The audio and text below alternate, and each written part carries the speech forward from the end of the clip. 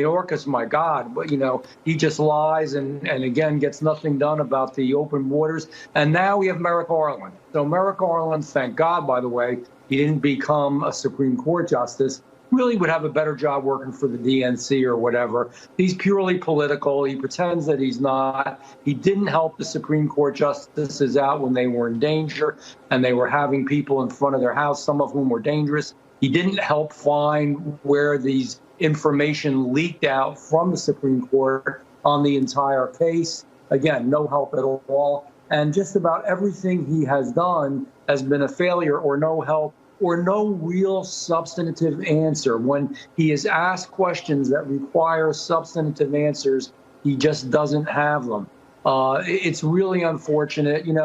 Went after people in schools, when I say people, parents in schools who were worried about their kids and their education. My God, who does that? Even went into churches.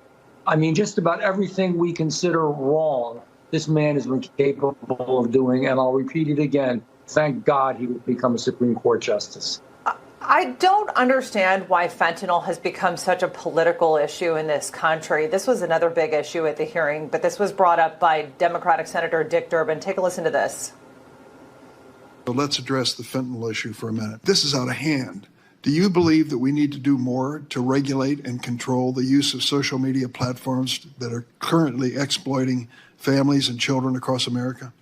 Senator, I agree with both you and Senator Graham with respect to how horrible this situation is. The cartels that are creating these pills and that are distributing them within the United States are the most horrid individuals you can imagine.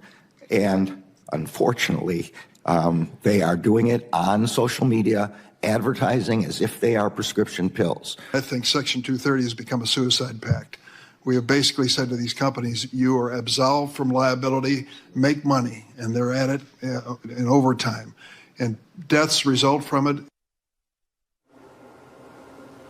Congressman, I don't know how to square this circle here, because on one hand, you have Democrats who are willing to admit that fentanyl is a problem in this country and it's killing Americans at a rapid rate.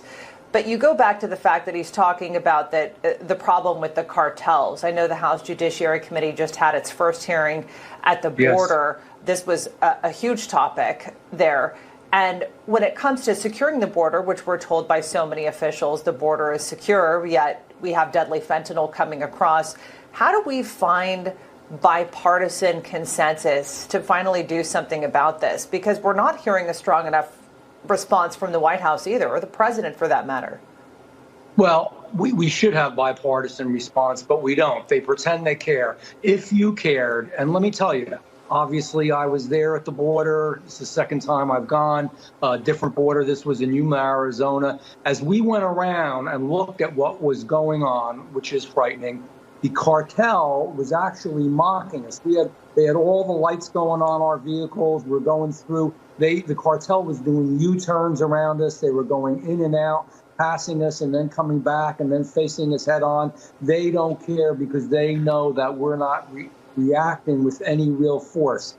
The Democrats don't really want to do anything here, or else they would make sure that our borders were solid, that they were closed, that we built the wall, that we had the technology we needed, that we were taking care of the security forces that are there, the Border Patrol, that we were doing the right thing in so many ways. You know what? They say they're capturing. You have to really get this. They're capturing so many people coming across the border. Yeah, they capture them, but it's catch and release.